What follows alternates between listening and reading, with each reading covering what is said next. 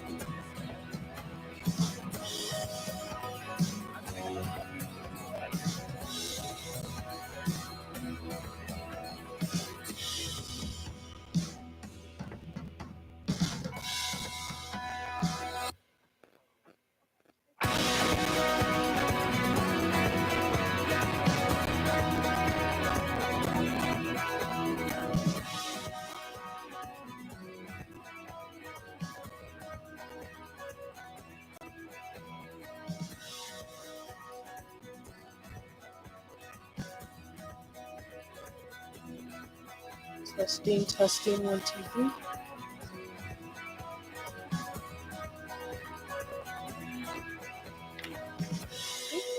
Testing. Testing, 1, 2, 3. Testing.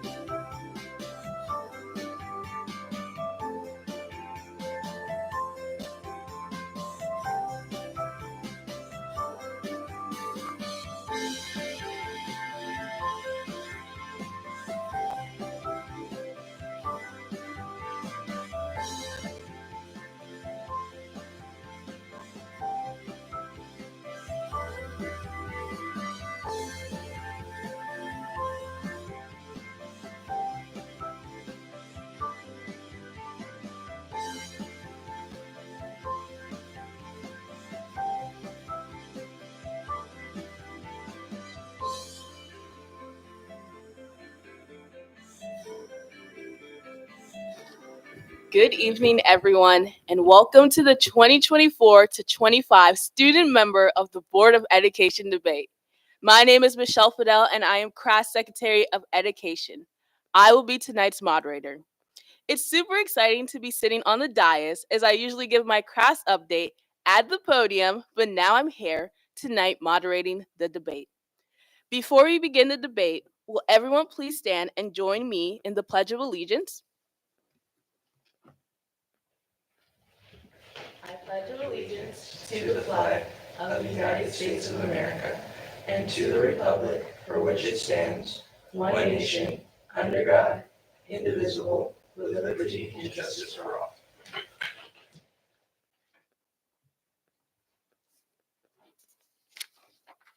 Here is how tonight's debate will work. Each candidate will have 3 minutes to speak and introduce themselves. Speakers will begin in alphabetical order by last name. Each candidate will have 1 minute to respond to the questions with an optional 30-second rebuttal. Speakers will be given a 15-second reminder during the debate and any rebuttals. We are limiting rebuttals to 2 per question. Please be advised that this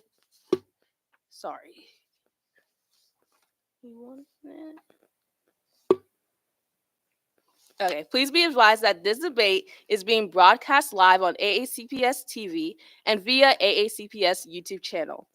As a recommendation for our non-English speaking audience, you may turn on closed captions in a translated language on the YouTube channel. Como recomendación para nuestra audiencia que no hablas inglés, puedes activar los subtítulos en un idioma traducido en el canal de YouTube. Once all questions have been addressed, tonight's debate will conclude. At this time, we would like everyone to silence their cell phones. Now we will start with introductions. First off, we will start with Miguel Casananda from Severna Park High School. Hello, my name is Miguel Castañeda, and I'm a junior at Severna Park High School, and I am running to be your 51st student member of the Board of Education. A few weeks ago, I asked my mom why she moved to Anne Arundel County in the first place when she moved here after living abroad in Germany. She told me that not only was Anne Arundel County the best county for her to work in as a teacher, but it was also the best county that she believed provided the best education for her 2 children. Both her and I still believe this to be true, but through the years we faced many challenges living here, ranging from not just the lack of a social network when she arrived, but a completely unknown environment when we were forced to face. Regardless, she persevered for the next 8 years. She continues to be my inspiration to this day, and one of the many reasons I'm speaking to you here. On to myself, I've been an active member of my community, both in Severna Park and across the county, and I've cherished every moment that I've had to serve my community. I've spent the last 6 years in student government, passionately advocating at the school, county, and state level, and I believe this position to be the best way for me to continue the advocacy. The main tenets of my platform consist of represent, revitalize, and reform. To me, this is what every person across all levels of education should strive for. Not only is it important to increase the representation of marginalized communities like the Hispanic population here, through such things as the expansion of the Small Advisory Council, but I believe it to be even more important that we continue the progress of those who came before us in their efforts to revitalize and reform the education system that directly determines who we will all be in the future. Whether that be in the form of increasing access to technology through Chromebooks, prioritizing the mental health of students with the help of school psychologists, or truly advocating for the student voice when it comes to discrimination, our next student member of the board needs to be someone who can fight for what we really want as a diverse and ever-changing county. Now, change takes time, and there are many barriers to the success and progress of reform. However, I believe that not only my experience in supporting and advocating for others, but also my drive and perseverance will enable me to be the leader and the mentor for future generations of student leaders I know that each and every one of our students can be. Thank you. Thank you, Miguel. Next up, Hafsa Hamdawi from Crofton High School. Good evening, AACPS. My name is Hafsa Hamdawi. I'm a junior at Crofton High School, and I'm so thrilled and honored to be here today as one of your candidates for the 51st student member of the board. When I moved back to the US 3 years ago, my family and I resettled in Anne Arundel County, where I had previously gone to elementary school. After 8 years away from the States, everything was a culture shock, but the largest one was the educational system. AACPS has incredible students, staff, and community, and is one of the foremost school systems in the state. But despite all of this, there are still many glaring issues facing our students, issues that I'm committed to tackling for you. I'm only sitting in here in front of you today because of supportive parents, teachers, and a plethora of resources that enabled me to achieve. But unfortunately, not all students have this privilege. In AACPS, success is still influenced by zip code, limiting the potential of countless students. I've spoken to hundreds of students over the past couple weeks who agree. There is a lack of equity in AACPS. If elected, ensuring equity and diversity in AACPS will be one of my top priorities. I'll work tirelessly to bridge our opportunity gap by advocating for a more equitable budget, giving the support and resources necessary for disadvantaged students to not only survive, but thrive. I'll also my school environment has never impacted my ability to learn, but that's because I go to Crofton, a brand new school with updated facilities. Other students across the county cannot say the same. I've heard from students who have told me that aged classrooms, closed bathrooms, and a lack of updated facilities have had a detrimental impact on their education. This is unacceptable. As SMOB, I'll focus on the capital budget to ensure facilities like classrooms, bathrooms, and gathering spaces are updated. Furthermore, our current mental health crisis demands our urgent attention. In addition to increasing funding for mental health support staff like counselors and school psychologists, I'll advocate for the implementation of mental health programs and resources. This includes expanding peer support groups, implementing mindfulness and stress reduction activities in the classroom, and providing training for teachers and staff on recognizing and addressing mental health concerns among students. I'll work with the superintendent to update regulations for students regarding grading and workload, implementing student relief policies that ensure wellness is a top focus, all the while listening to students from across the county to determine where our largest concerns are. Students deserve a SMOB who's responsible, dedicated, and qualified. That's me. Through my extensive work related to civics, advocacy, and service at the local, state, and even national levels, I've gained invaluable experience necessary to be an effective SMOB. I've testified on bills and policies at the local and state level. I've collaborated and learned from congresswomen and diplomats and CEOs, obtaining the education and skills necessary to conduct and to connect with large, diverse populations and represent you on the Board of Education. AACPS is a good school district, but we can do better. We can be great. Our students, staff, and community deserve the best, and I am ready to do that work to get us there. Thank you. Thank you, Hafsa. And last but not least, Divine Kynesi from Glen Burnie High School. Thank you. My name is Divine Kynesi. I go to Glen Burnie High School. I'm a junior, and I'm here to not only prove myself, but to prove where I come from. My family's from Sierra Leone, West Africa. The reason why we're even here in America was because the Civil War broke out, pushing my family over here. I didn't even come from Anne Arundel County originally. I came from Howard County.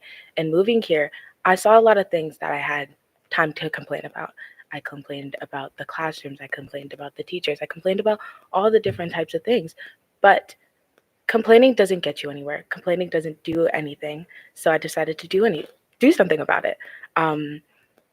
Despite not being in a very professional setting for most of my high school career, I've been where the students are. I've been in theater, I've been in band, I've been in swim, I've immersed myself in student culture, and I want to provide those perspectives.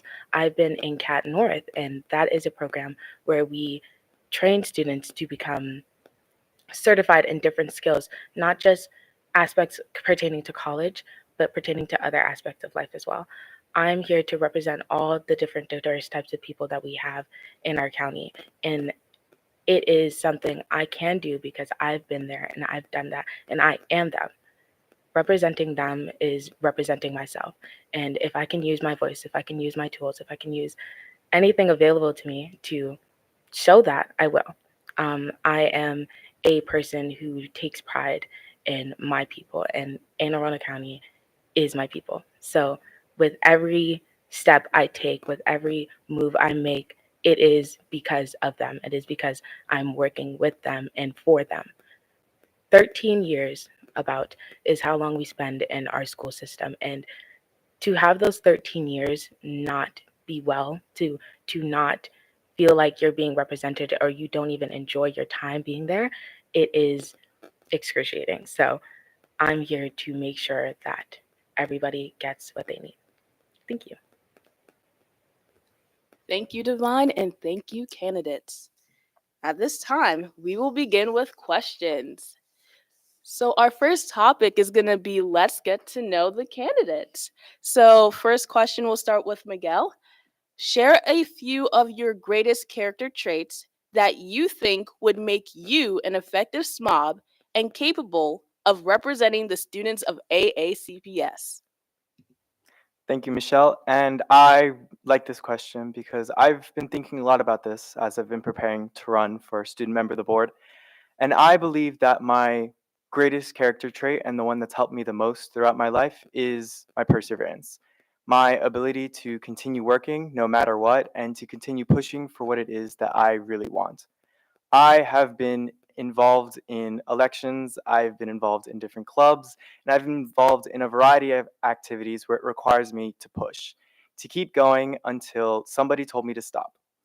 And I believe that as student member of the board, I'm going to keep going with that perseverance and continue pushing for what it is that the students truly want. Thank you. Thank you. Next up, Hafsa. I think first and foremost, it's my dedication.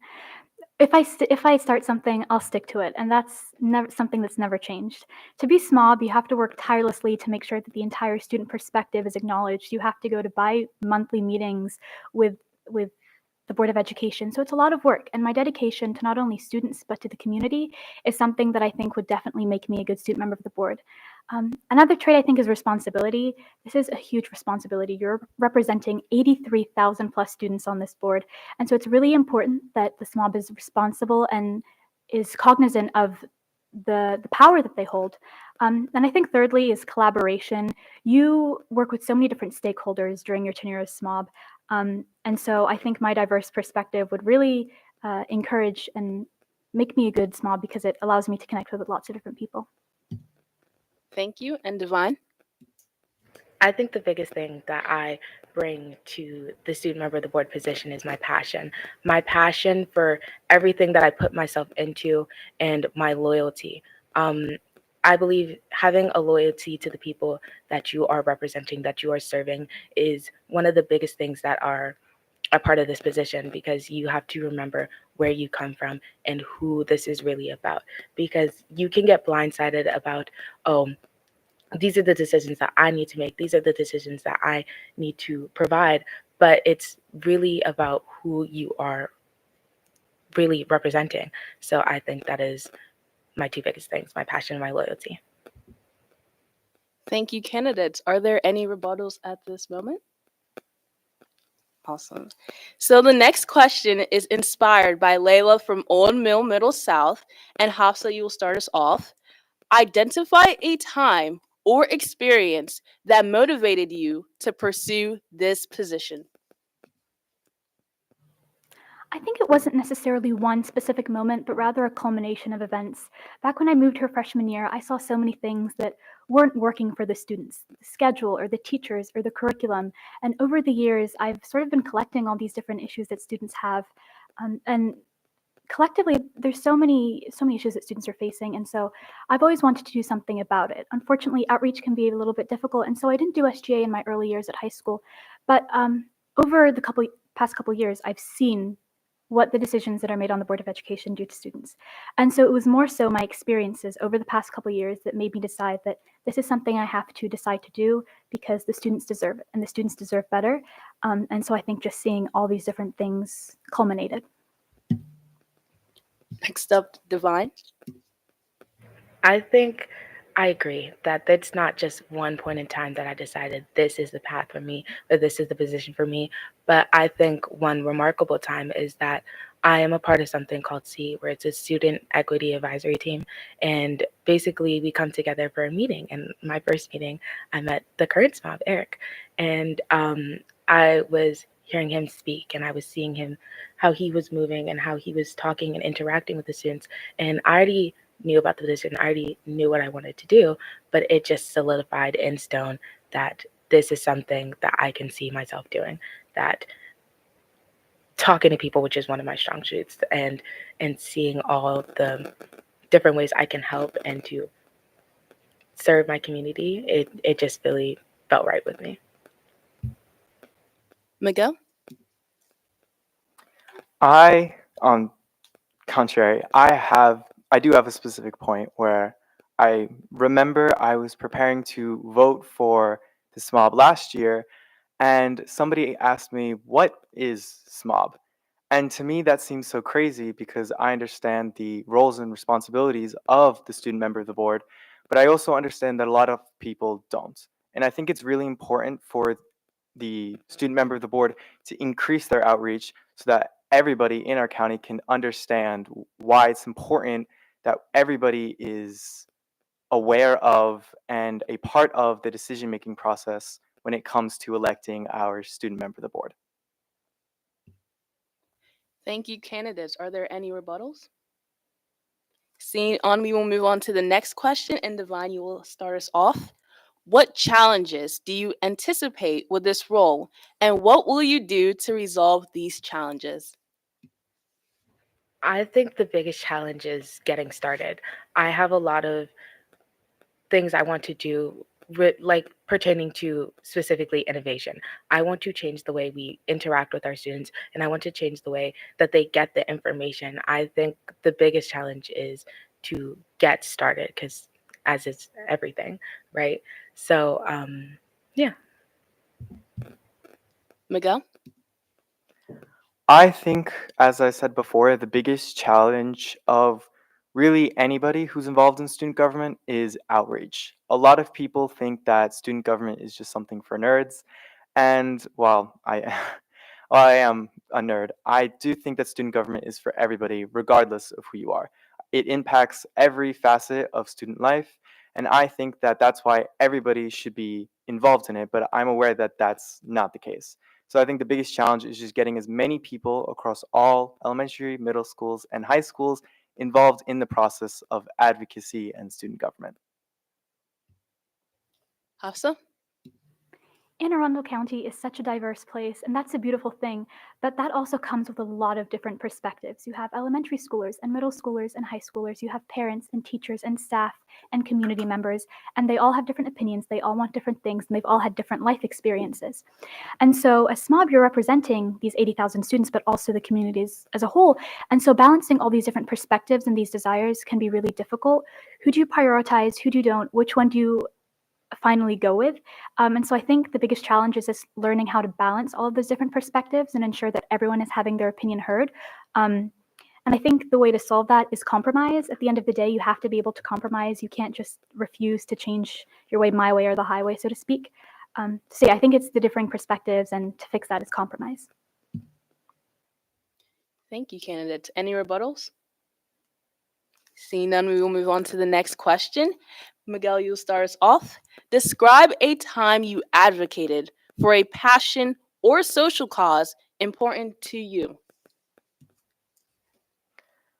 I really like this question because I think a really big part of both my middle school and high school life has been advocating. But if I had to pick one specific event, I think it would be, as in my SGA, I'm responsible for running my school's Teacher Appreciation Week, and that's a cause that's very important to me as my own mother is a teacher. And I've really enjoyed the time that I've spent advocating for teachers and helping them feel appreciated because while I am would be the student member of the board, I'm really representing everybody in AECPS. And that includes our teachers and administrators, which are an integral part of our education. So I think that it's something that I'm very passionate about and something I'm very proud of, that I've gotten the opportunity to advocate for the teachers at Severna Park. And hopefully, if given the opportunity, I'll be able to advocate for the teachers across AACPS. Hafsa? As I mentioned earlier, civics is something that I'm really, really passionate about, and civic education particularly. A couple weeks ago, I was reached out to by someone from the Maryland Civic Education Coalition, which I've been a part of for a little while now. And I had the honor to go to the Maryland General Assembly and testify and speak to different representatives about the issue of civic seals and civic engagement in the county and the state. And that was such an incredible experience because not only did it help me balance my love for politics and advocacy and also civics, but it made me more confident in myself and my ability to advocate for people. So in that moment, I wasn't really necessarily just advocating for AACPS, but students across the state. And so that's, I think, the most recent memory that I can come up with. Divine? One of the main things I like to focus on is equity. So with the SEAT program that I'm a part of, advocating for them, and the YES program that I am one of the lead headships of, one of the lead signers on. We are working on designing new facets for this, adding more outreach, and I think that is something that's really important to me to make sure that I am showing this off and that I'm putting the proper steps forward. Thank you, candidates. Any rebuttals? Okay, moving on to the next question. Hafsa, you start us off. Describe your leadership style. I think the thing that most describes my leadership style is collaborative. I've led in varying different positions, and I think I'm more of a behind-the-scenes leader. I speak to the people directly. I get to know them as a person. I don't like the big, huge meetings with 500 people. I prefer to be more personal, but also collaboration, right? Like I said, collaboration is super important as student member for the board, and so my leadership style is very collaborative. I'm never the sort of leader who takes control of everything and micromanages. Delegation is something that I do a lot of, and that's something that's very much relevant to this position. So I think my ability to collaborate with so many different people is something that I think is one of my strong suits and something that I think would help me in this position. Divine?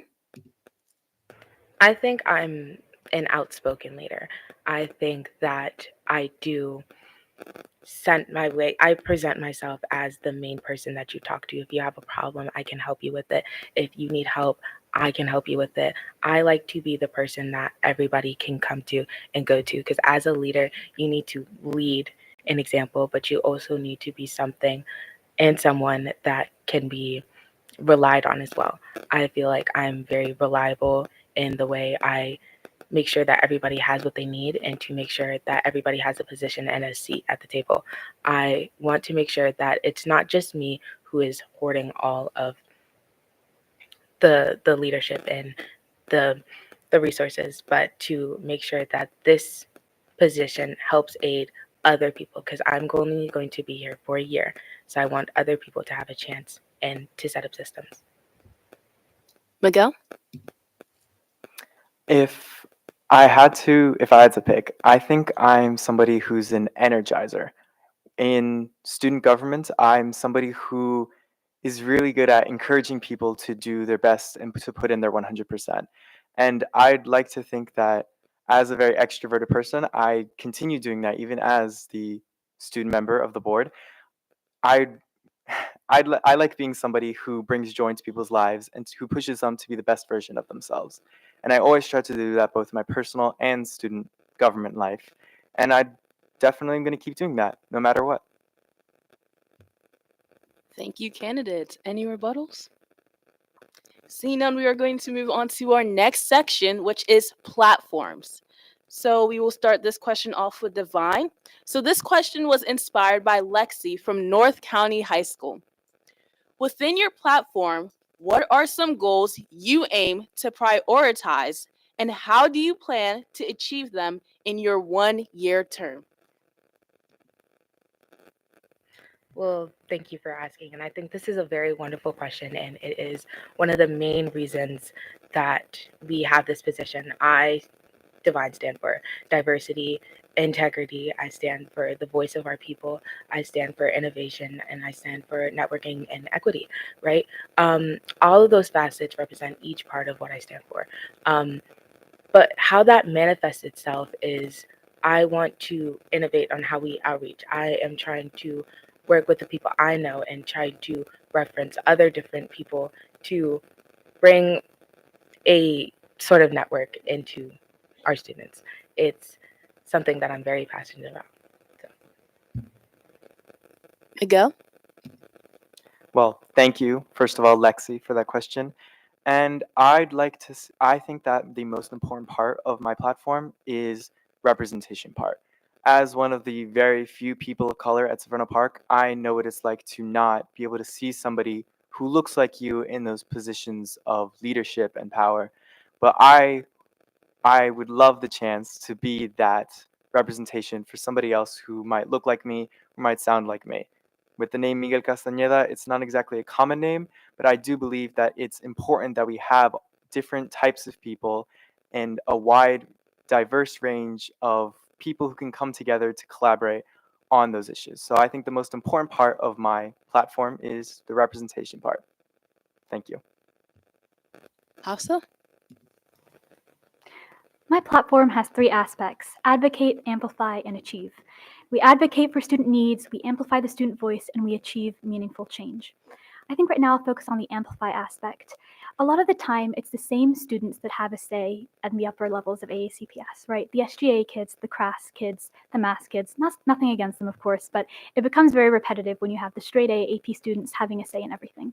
And so one of my goals as student member of the board is to ensure that all students are aware of the opportunities they have. They're aware of CRAS and all these other wonderful opportunities that they have.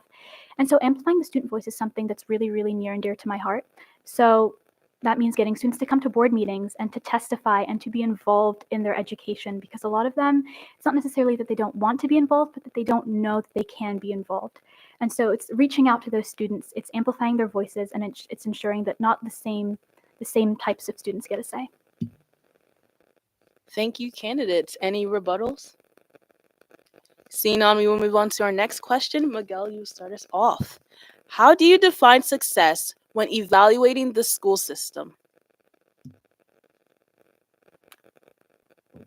I think it's a good question, and it's a very difficult question to answer. But if I had to pick one way of defining success, I think it would be happiness.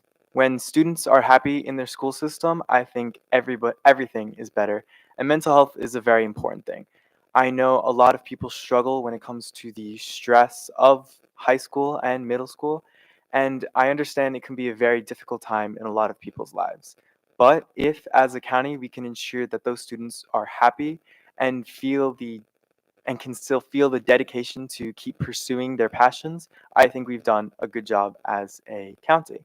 So, as student member of the board, I think I'd make that a very important priority to maximize the mental health and the mental health resources available to all students across our county. Thanks. Hafsa? I think success can be measured in two ways: quantitative and qualitative, right? So obviously you have the test scores and the grades and where students go to college. And yes, that's important to a certain extent, but that doesn't really represent how students actually feel, right? I think success is, yes, making sure students can go out into the real world, but also making sure that they're content. Like Miguel said, they're happy, that they feel a sense of belonging in their schools, right? If a student goes into school every single day miserable because they don't feel represented, or they don't feel like they belong, or they hate their teachers, you're not setting them up for a good future. And so I think, yes, success is also quantitative, but most importantly, we have to focus on how do our students feel? What are we giving them? And are they being represented, and are they feeling a sense of belonging in their schools? Divine? I think one of the best ways we can understand and measure success is understanding. If you understand where you are going to go in life, if you understand that your teachers and your peers have a certain perspective that they're coming from, and you go into life knowing and you are well knowledgeable about the things that you care about and the things that you know, I think that is one of the best ways you can measure success. That you know where you stand, you know where you belong, and I aim to bring a community where everybody knows where they belong. I totally agree with my fellow candidates that contentment and happiness is where we can see these things manifest. But I think where you know where you belong and you know where you stand in life, that is the best way you can measure success. Thank you, candidates. Any rebuttals? Seeing on, we will move on to the next question, and Hafsa, you'll start us off. So the Board of Education is looking into modifying the high school grading regulations for next school year. One of the recommendations is to reduce the number of redos from 3 to 2 per marking period. What is your opinion on this change? And what impact do you think this reduction has on the student population? I think this question is very well timed because I actually went to the policy meeting last night. And so I think it's a two-pronged issue, right? On one hand, teachers can't keep up with the amount of redos they're getting, the amount of missing work they're getting, and so we have to take them into account when making decisions, especially about grading. But students are also, the most important aspect of the school system. They're still suffering. They're still maybe not at 100%. And so I think ultimately the redo policy will make it difficult for a lot of students to get back to where they need to be. I'm not necessarily sure it's the best solution to the issue. There's a lot of different aspects that have to be taken into account when making this decision. But I think ultimately, when any decisions are made, student well-being has to be the priority. And so as long as we keep that into account when making decisions, I think we can help the students as much as possible. Divine? I think that moving it from 3 to 2 offers a different challenge for a lot of different students. I do agree that they do wait until the last minute to get all their redos in, and that puts a heavy burden on our teachers, and that is not fair to them. But I think that with limiting it down to 2, that diminishes opportunities for students to get their grades back up. I think that when we frame it in this perspective where you only have these 2 redos, you really have to make sure that they count. And that is a lot of stress on the students to make that proper adjustments and to make that proper arrangements. But I think that this will set the students up for a different kind of reality where the coursework does become more rigorous, and I think with proper announcements that our students are resilient, they will adjust. Miguel? I understand where the idea for redos first came because of what happened with the pandemic and how it affected test scores. And now I also understand the idea of reducing the amount of redos and where it comes from. However, I believe that there are better ways of going about improving these test scores of students and reducing the workload of teachers than taking away this key resource for students to be able to maximize not only their learning potential by having a second time to review the content, but also it also reduces the stress of students in having to maintain perfect grades year round. So in my opinion, we need to be coming up with more creative solutions on how to tackle these issues that doesn't jeopardize the mental health of our students. Thank you, candidates. Are there any rebuttals? Divine? Miguel, do you have any ideas of how you would like to do that?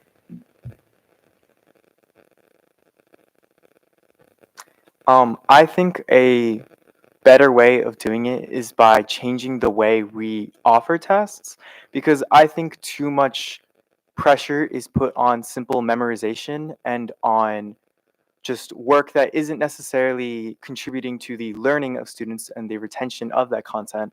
So more work focused on actual memorization of the content, I think would be better than just taking away the redos of students. Any other rebuttals? Seeing on, we will be moving on to our next subject, which is all about equity. So this question will be started with Divine.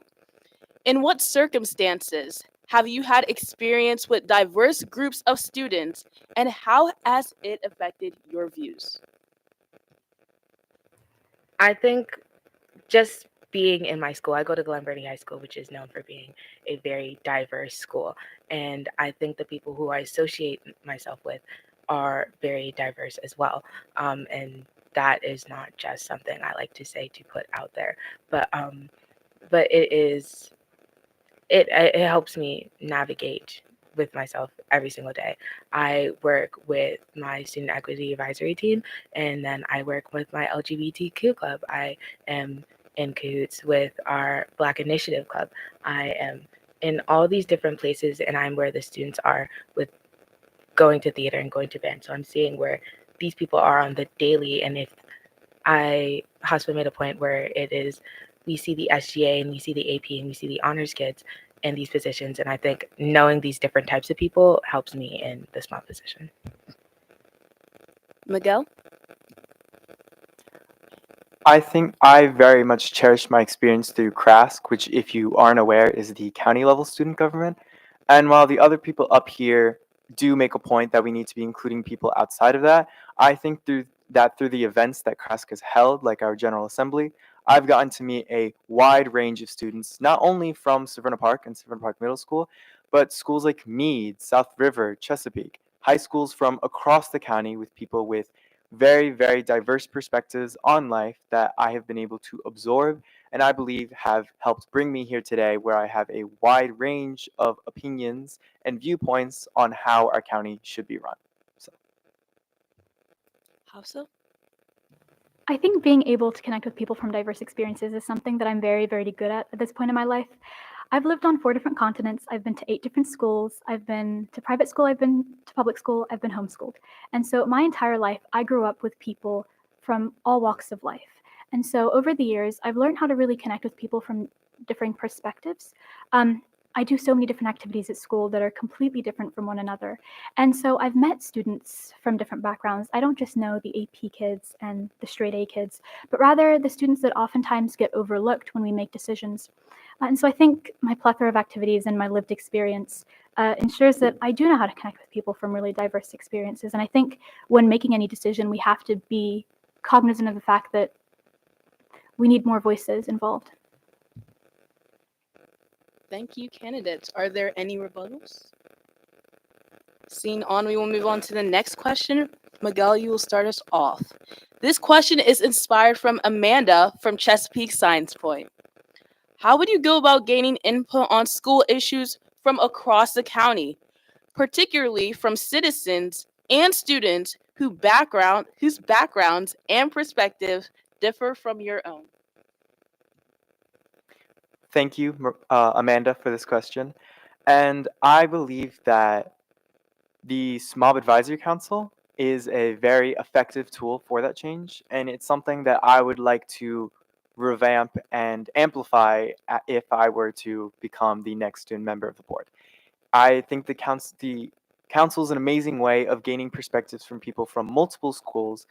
If anything, the main issue with it is that it's too small. I think expanding it would be an amazing way of bringing in diverse perspectives, and not only from people who, not only one person representing a school of maybe 2,000, but having up to 5, 10 from each school who can represent different extracurriculars and different levels of study could maximize my reach and my viewpoints when it comes to different issues.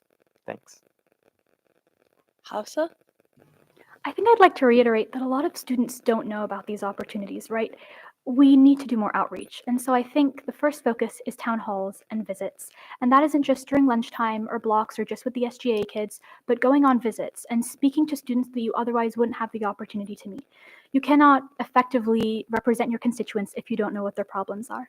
I think also, like Miguel mentioned, the SMOB Advisory Council. When you look at, for instance, Montgomery County, their SMOB Advisory Council has hundreds of students.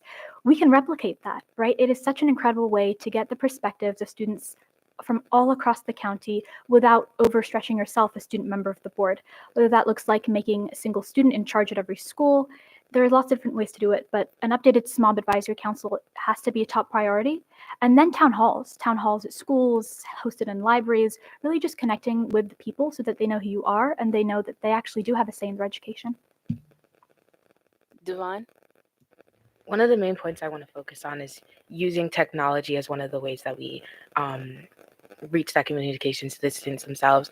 I know a lot of students who would not necessarily come up to me, but would rather send me a message or talk to me privately through the DMs.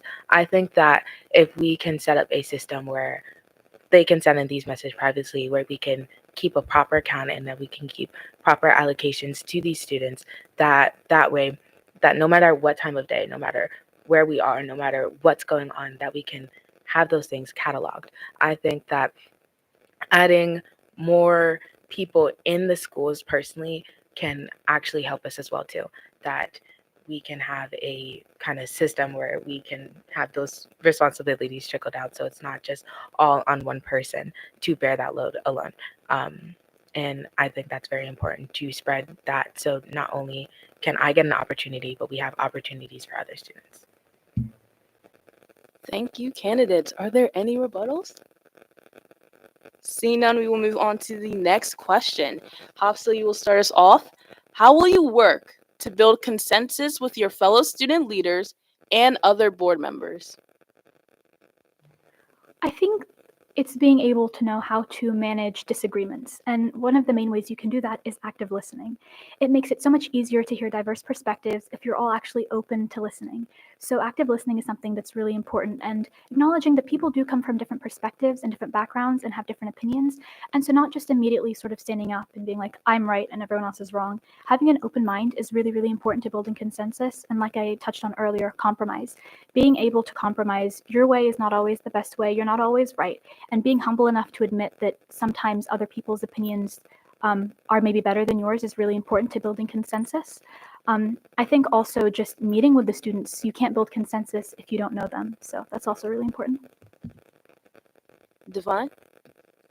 I think one of the biggest things is to show people who I am. If I put the first hand out, then we can get a handshake going on and we can start knowing other people. I want to put my personality out there. I want them to know me so that no matter who I come to, no matter who I'm interacting with, no matter if it's the admin, whether this is teachers, whoever I'm talking to, they know who I am so that they can feel like they can talk to me, right? I want to be a friend and a open listener, to have an open mind, to know that no matter what they're talking about or how they see that they might have a disagreement with me, they know that at the end of the day, I want what's best and I can do my best to help everybody in this situation. Miguel? I think the most important thing is remembering why you're here. The reason that we have a student member of the board is so that we can get a student perspective on our education. And I know every single adult up here has that in mind, of maximizing our education, making sure that we're the best county we can be. So as long as we remember that we're all fighting for the same goals and we're all striving towards the same future, that's how we can build consensus, going back to those issues that we can all agree on and continue to push for those things so that instead of getting divided by these small, minute details, we can focus on the big picture of what's important to us, which is making sure that every single student in AECPS knows their worth and can maximize their own passions. Thank you, candidates. And now this question, we will be moving on to the fun question. And Divine, you will start us off. Is cereal a soup or a salad? Is cereal a soup or a salad? Divine? Um, if we're taking this at face value, I personally believe that cereal is a soup. Now, not all soups are the savory variety, but when I think of a salad, it is very dry. We don't have all that liquid going on in there. So I am personally going to subscribe to that cereals is a soup. Miguel? I think I'm a cereal's a soup person too. I have to agree with everything Divine said, and on top of that, I don't understand how you can see something as cereal, which is a grain, as being a salad because it's not a vegetable. Thank you. Hafsa? Yeah, I definitely agree with that last thing that Miguel said, but I think a cereal is a salad before you add milk to it. After you add milk, it's a soup, right? Because there's a certain amount of liquid content. Yeah, you can have sweet soups. But yeah, I have to agree. Like in the form that we most generally eat it, it's a soup. Are there any rebuttals for this question? Divine? Yeah. Why would you consider cereal a salad before you put the milk in? I think after you add the milk, it can't be considered a salad because there's far too much liquid like that isn't a salad anymore. And before you add the milk, it's dry, so how could it be a soup? Thank you. Any more rebuttals? Okay, Divine, here's your second rebuttal.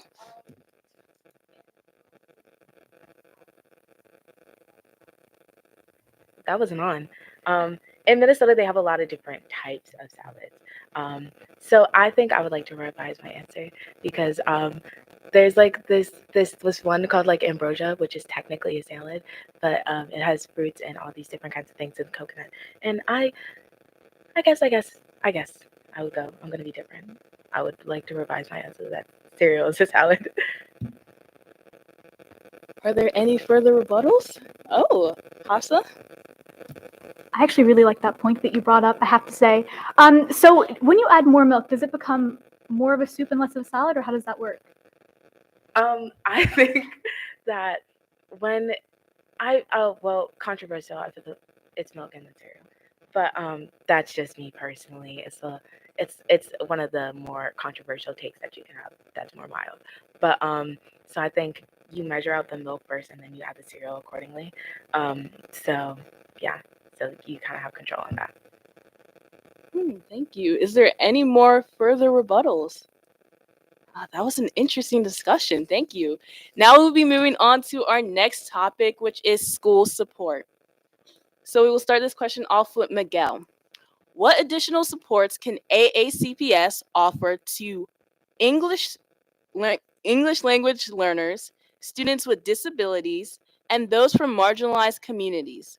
And how will you go about advocating for that support? I really like this question. As a person whose first language was Spanish, it was difficult for me at first to learn English, and I think it's really important that we don't leave those usually very intelligent people behind. I think we need to focus on maximizing the resources available to them so that they can be on an equal playing field as the rest of us. Now, in regards to the second half of the question, what steps would I actually take? I think revising the budget to make more room for those people would be very important because not only is it necessary that we focus on every student, we need to focus on the students that could potentially feel left behind if we don't provide them the adequate resources so that they can thrive in ACPS. So making sure that those students not only feel included, but actually have physical resources necessary so that they can maximize their education in ACPS is very important to me. Hafsa? English is also my second language, so I think this is something that is very much relevant. I think, firstly, social success. So we have to set them up to succeed socially. That means more diversity in schools. That means acceptance. That means making these children feel as though they actually do have a spot here. And just because they can't necessarily speak English doesn't necessarily mean they're lesser than. In terms of how to actually achieve this, we need more teachers. We need more specialist staff. There's no way around it. You cannot have one teacher teaching 25 students who have English as their second language. And so we need to make room in the budget for that in order to ensure that these children have the chance to succeed. We also need diversity in the teachers that we are hiring. I have never had a teacher that looks like me, and so I think, especially at the younger level for elementary schoolers, having a teacher that looks like them can be so helpful when they're already navigating such difficult circumstances. And then also ensuring that the materials that you're teaching these children with is again diverse. So, like I said, they feel represented. Divine?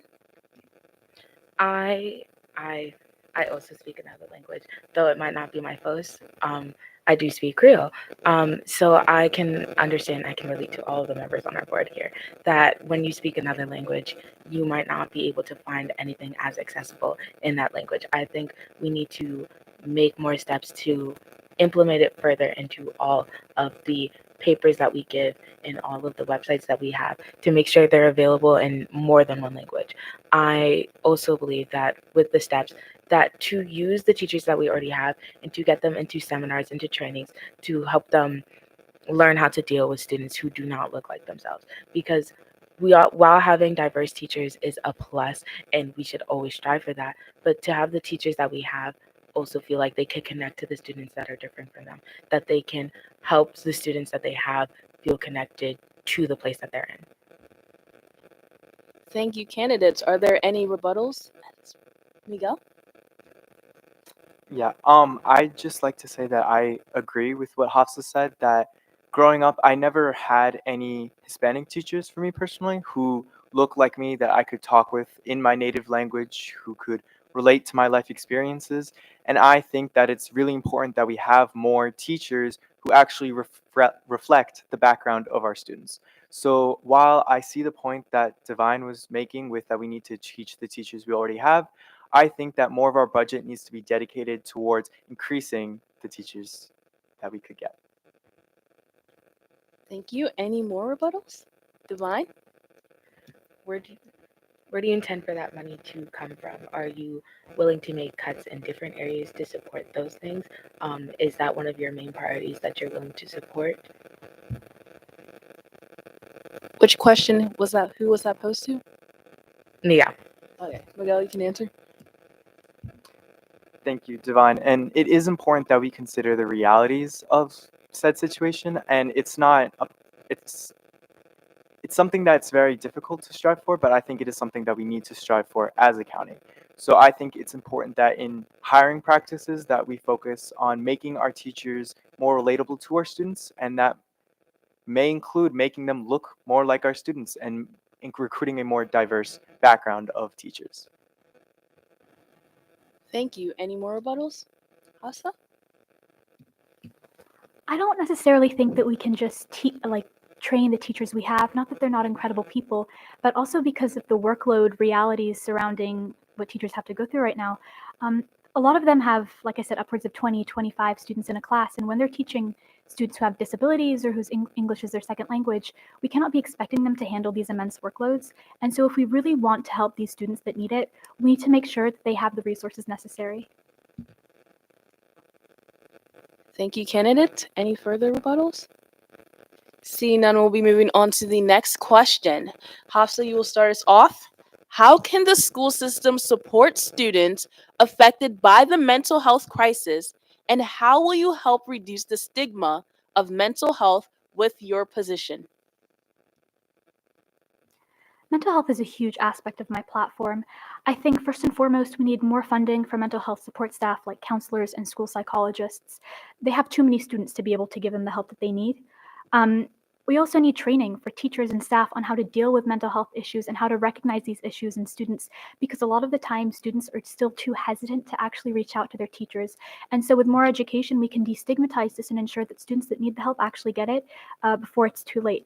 I think we also need some sort of mental health day, whether that be an excused absence or a day with no work or something along those lines to show that's to give students the chance to recharge and to really take care of their mental health. Divine? I think that mental health is not just about the downs, we also have our ups. I think that to encourage our students to look forward to what's in the future, I think we should, not just in elementary school, but through all the grade levels, have a field day to get outside, not to be inside the classroom all the time. I am in a health class, and some of those days that we spend outside when the weather is nice, I think that is something that we should strive for all our grades to have like an allocated time to be outside and to be in the elements. I agree that we need to have not just more increased therapists and civil servants working in our school, but I think that we should also have those training for those teachers, because I feel like if we put too much on the counselors, some of our students might feel anxious going to them. So if they have their favorite teacher that is well trained and prepared to deal with any type of circumstances, I feel like that would be beneficial to every single Please student. stop. Thank you, Divine. Next up, Miguel. So I really like Hasa's idea of increasing funding for our current counselors and psychologists and providing the mental health training for our teachers so that they can better serve our students. However, in addition, I think that it's important that we recognize the resources that are available that are outside of just those people. There's as someone who's gone through therapy, I think it's important that we help students recognize that there are people out there who do want to see you succeed and do want to help you. So I think making sure that everybody can have access to those resources and be aware of them is very important to helping the mental health of our students who could be going through challenges that our teachers might not be able to face alone. Thank you, candidates. Are there any rebuttals at this moment? Hafsa. The This is less of a rebuttal and more of an addition. I think it's unfair to expect teachers to take on another workload on top of the ones they already have. They already have to handle so much, and having students come to them with mental health issues can be really, really exhausting for them. And we have to take teacher wellness into account when making decisions as well. And so, like I said, the school psychologists and counselors and social workers are really, really important because they're able and trained to take on a workload that maybe teachers can't. Thank you. Any other rebuttals? Seeing none, we will move on to our next question. Divine, you will start us off. As SMOB, how will you work to address concerns regarding student safety, including bullying, harassment, and school security? I think this is something that I'm very passionate about. If your students don't feel safe enough to come to school, they will not come to school. We already have an attendance problem. So I think focusing on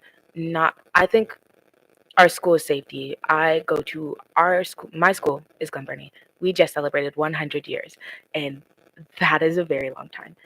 Our school is very old. I think improving our services that run through our school, like our water and our pipelines and our gas services, is very important to upkeep with the school.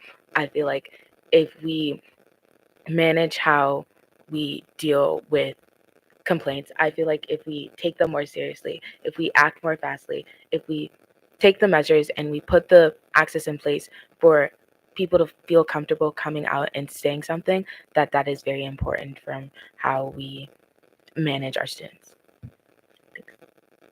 Miguel?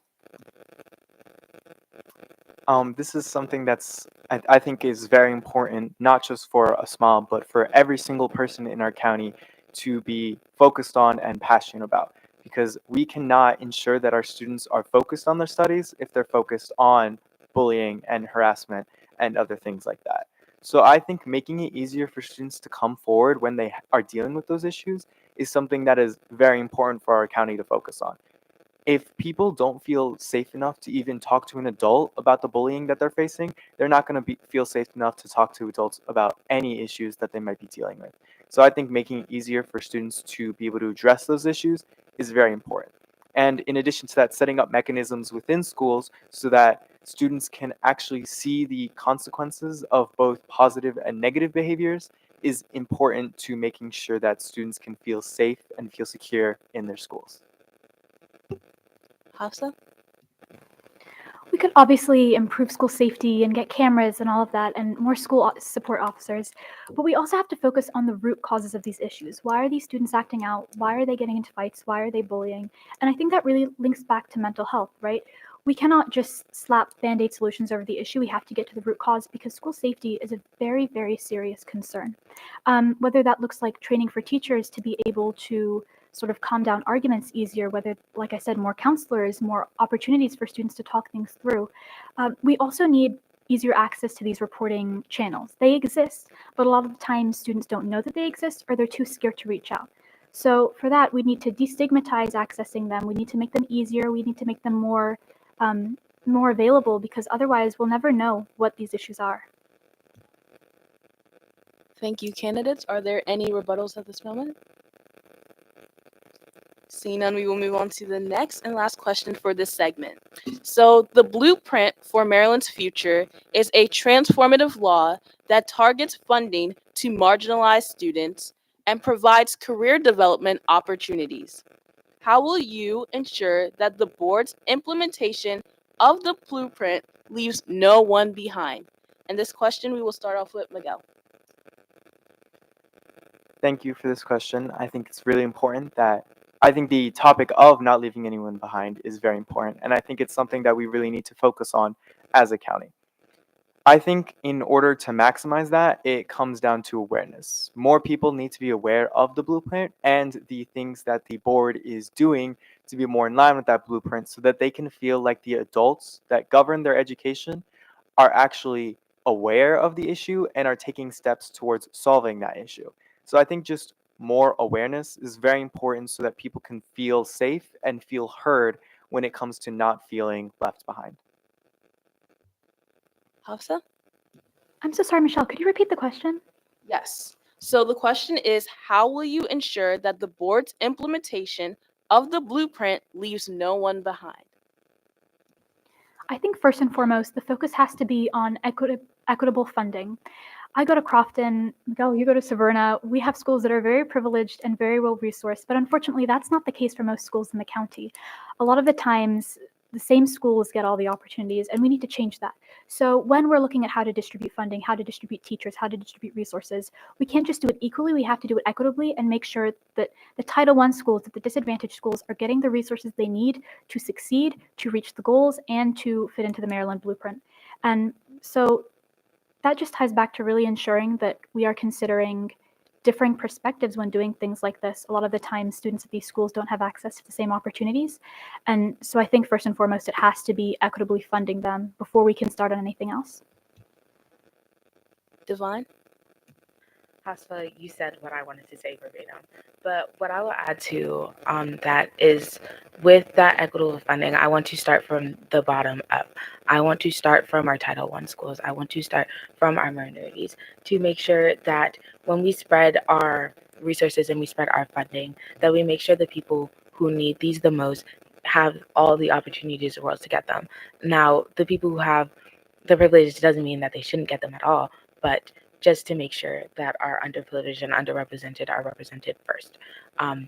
And with career paths, I think we should also, I would personally like to advocate that because I am in a career path. I'm taking cosmetology classes because that is something I want to pursue. I think that if we focus on other students who might not have college in mind, who might use those career paths well, that we should focus on them as too. Thank you, candidates. Are there any rebuttals? Miguel? I would just like to also say that while I do still stick by my point that awareness of the blueprint is very important, I think the best way of increasing awareness is boots on the ground.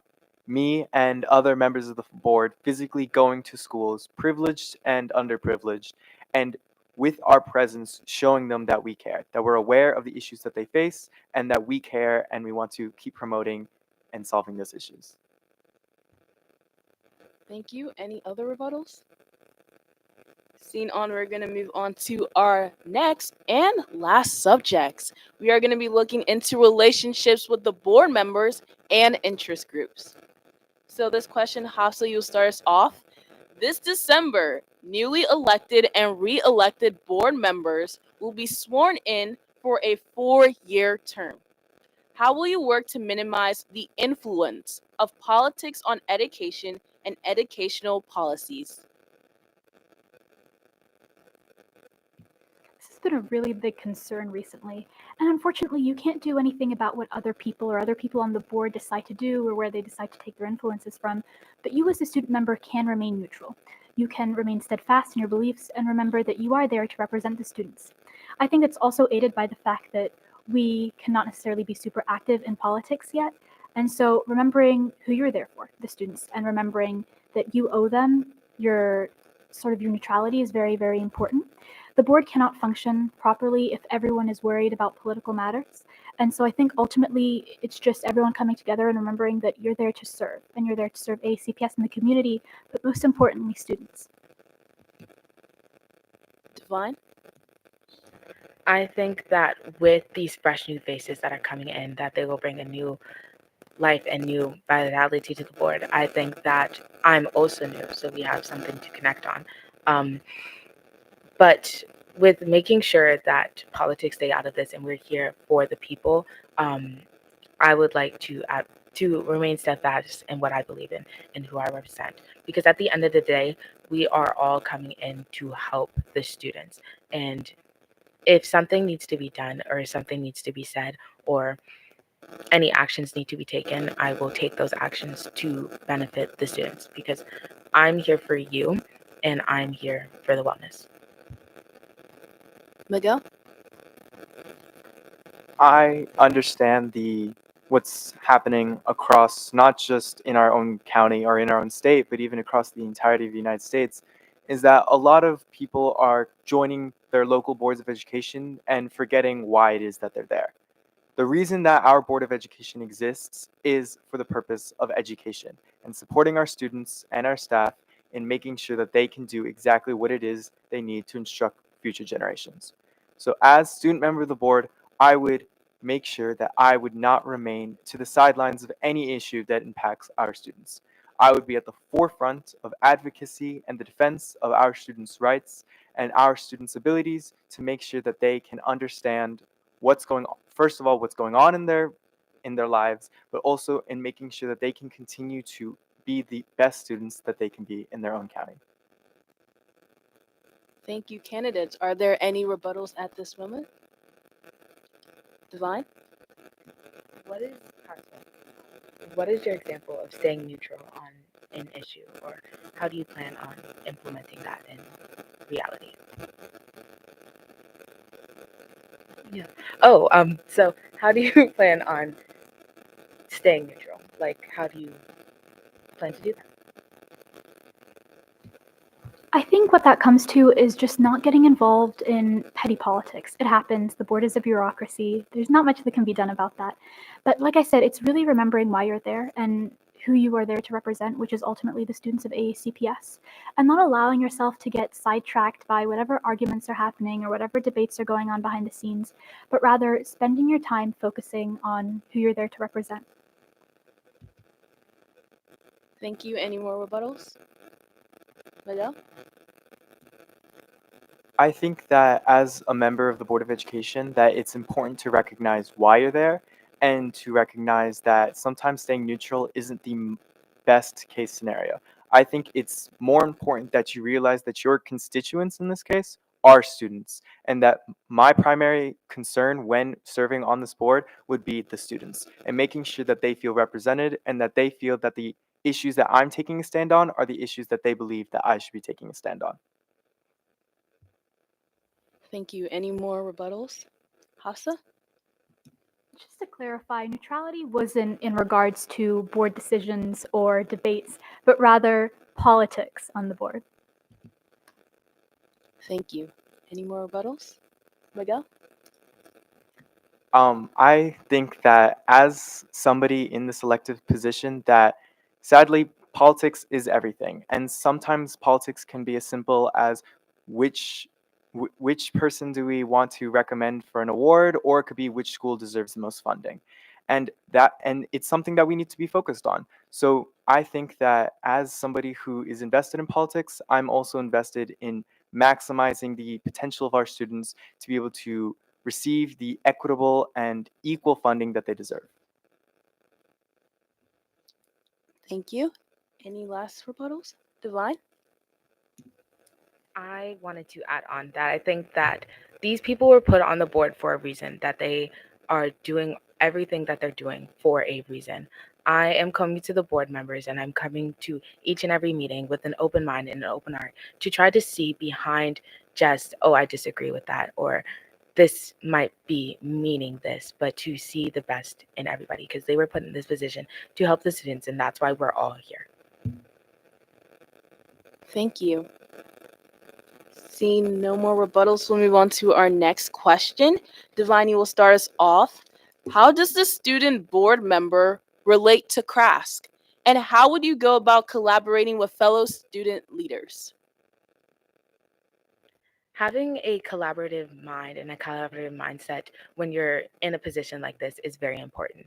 You need to not just be worried about where you come from or what your thoughts are or what you as a individual are trying to do, but to worry about the general public, right?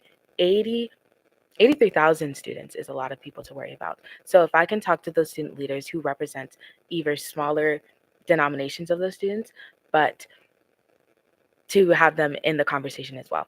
We need every voice that we can get, and to speak with CRASC and to speak with anybody is to be open-minded and to have that deliverance. Miguel? I think that CRASC is an amazing tool for any student member of the board. As the only candidate up here with CRASC experience, I understand the mechanisms that CRASC can use to increase the representation and the awareness of students across our county. And I think that as SMOB, I would be working side by side with our county level student government, CRASC, to make sure that student leaders, both the smartest at their schools and the people who are involved in every activity can feel represented by a student government that is made up of students and that represents students through all of the mechanisms that it has so that people can feel represented. Hafsa? As student member for the board, you're only one person. You can't go to the dozens of schools we have. You can't meet individually with 83,000 students. And so CRASC is a great tool to be able to connect with people if you maybe cannot do it yourself. The people on CRASC are incredible people. I've met most of them at this point. And they're a really great way to connect with the student body, especially if it's a school you don't have much familiarity with. Now, it's important to not overly rely on CRASC or maybe only take CRASC's opinion into consideration, but they are very, very relevant to your position as student member of the board. Thank you, candidates. Are there any rebuttals, Miguel? This is a question for Hafsa. What other mechanisms would you, or other organizations would you use outside of CRASC to make sure you're not only getting representation from a single organization? I think the focus is on meeting with students individually. That's town halls, that's school visits, that's lunch visits, that's block visits, that's meeting with the theater kids and the kids that do sports, and the kids who do art, and not necessarily just the same kids involved in student government. And that really requires grassroots action and getting right down, like Divine said earlier, boots on the ground, speaking to the students directly, instead of just communicating with 83,000 students through sort of like a mediating body. Any other rebuttals? Divine? I think along with that, CRASC is an established society. They already know what they're doing, and they are a tool to help us. They are one of the supporting powers that are amplifying us to be in this position that you as a moderator are part of CRASC, right? And they are part of everything that we do because they're already there. They already know what they're doing, and they already know how they're going to be interacting. I think that not relying, but being allowed to talk and to work with them is going to be influential and very important. Thank you. Any other rebuttals? Seeing on, we will move on to our next question. 2 more to go, guys. Okie dokie. So we're going to start off with Miguel. In this position, you'll be lobbied by many special interest groups within the community, such as TAC, CRASC, and the PTA. Is there one group whose perspective you would consider more than others? Well, I think with this question, I'm going to, if I had to pick an organization, because again, I think the student member is someone who has to represent the views of all people. But if I had to pick an organization, I think that CRASC is very important to the voice, to increasing the voices of our students. While the other candidates here have made some good points about the fact that CRASC can be a closed environment sometimes, I still think that it's a very important tool in making sure that we can get representation from every single school. I would love to be at every school all the time and hearing all of their issues. However, I understand that I need to be realistic and that I also need to allow people to help me in that goal. And I think every single person at CRASC would be more than happy to help me in getting the representation from everybody, and I'd be more than willing to use that tool to be able to do that. Hafsa? I wouldn't favor one organization over the other. I think that's not necessarily something you should do as a representative of such a large group of people. Every single organization has something valuable to add to your perspective and to your decisions, and so you should take them all into account when making a decision, especially because your decisions as SMOB are so far-reaching. I would, again, ultimately prioritize the needs of the students, but I wouldn't prioritize a certain group over the other. And I think prioritizing a certain group is honestly a little contradictory to your job as student member of the board. You have to be able to represent students across the county, and you can't do that if you pick one group and say your opinions are more valuable or are more likely to be listened to than another. Divine? I so agree that with our position, there are so many people that our students are only are one of our main parts that we have to listen to. I personally think that when we are interacting with all these different groups, that if we place our loyalties to one group, if we say that this is my priority, this is where I stand with you, then I think that leaves a lot of people feeling like, oh, well, we see the favoritism, we see where you lie or where you side with, then I might not want to come to you with my issues because I already know that you don't consider me one of your main parties. I think that listening to everybody, to taking everybody's concern at an equal and equitable level is really what we need to be doing to make sure everybody's voice is heard. Thank you, candidates. Any rebuttals? Miguel? I'd also like to say that I think the most important part of CRASC is that's a student-led and student-run organization. And that's why I think it's very important, but I don't think it's the only tool that a SMOB should use. I think there's plenty of local school-based student organizations, including honor societies, including theater organizations, and other clubs like that that I would love to receive feedback from. And so I can reach out to every single student, regardless of background and regardless of where they are and who they might be. Thank you. Any other rebuttals? Divine? I would like to add, but it's about priority. I think that everybody is a priority, and that though CRASC is a tool, it should not be mainly what I prioritize. Any other rebuttals? Hafsa? I think the SMOB is unique in that they're a lot more approachable than the other board members. The other board members, I've met a few, they can be a little intimidating. And so you are the easiest access point to the Board of Education, which is why it's so important that you're not only focusing on one group. Teacher perspectives matter, staff representation matters, parents in the community, their opinions matter too. And so when you only listen to one group, you are falling into sort of a pitfall where you're not doing your job correctly. Any other rebuttals? Miguel? I think an important part of just being a leader in general is recognizing your own shortcomings. And I can't be in every place at once as much as I'd like to be, but I think that something I can do is diversifying the responsibilities of representing the students. And I think the only way I can do that is by using the wide, diverse variety of student-led clubs and organizations across every single one of our schools that I know want to make their voices heard but might not be able to. So I want to be that ability for them to do Your that. time is up. Thank you, Miguel. Any other rebuttals? Hafsa? Obviously, you can't be everywhere at once, but I think a really, really important resource to do that is the SMOB Advisory Council, which is why it's so important to expand it. 20, 30 students can't do everything, but once you get to the levels of 2, 3, 400, you have the ability to connect with students at such a deeper level without having to exclusively go through other channels. So I think that also has to be a very large priority if your goal is to reach as many students as possible without solely focusing on CRASC or another group of students. Any other rebuttals? Yeah. Divine?